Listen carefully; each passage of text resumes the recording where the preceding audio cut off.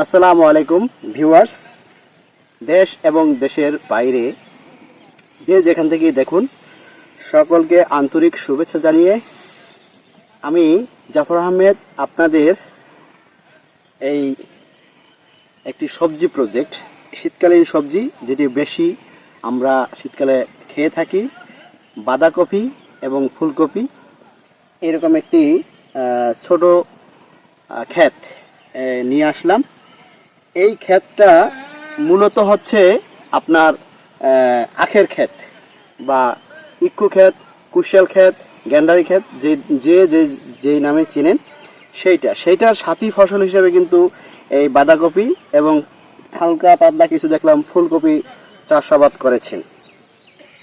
তো এই চাষাবাদের ভিতরে দেখা যায় যে এটি যখন পরিপক্ক হয়, হারভেস্ট করার সময় হয়, তখন সেগুলো হারভেস্ট করে নিয়ে যাওয়া হয় এবং যেগুলো সাইজে পর্যাপ্ত হারভেস্ট করার সময় হয়নি সেগুলোকে এখনো পরিপক্ক হওয়ার জন্য, বড় হওয়ার জন্য রেখে দেওয়া হয়।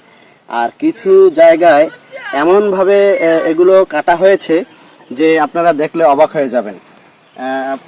আমি যদি একটু দেখাই, এই যে দেখেন এই পাতাগুলো এমনভাবে কাটা হয়েছে যে এখানে কিছু অংশ রেখে দেওয়া হয়েছে।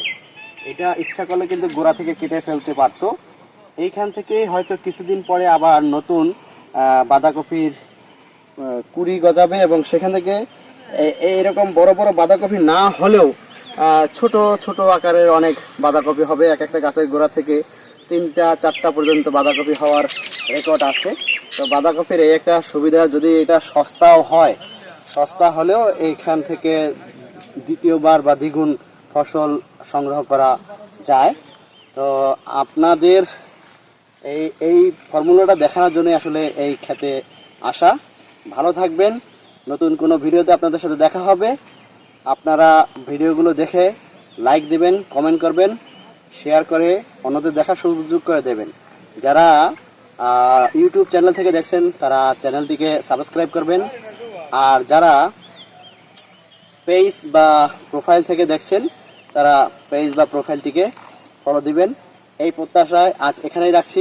দেখা হবে পরবর্তী কোনো ভিডিওতে। আল্লাহ হাফেজ।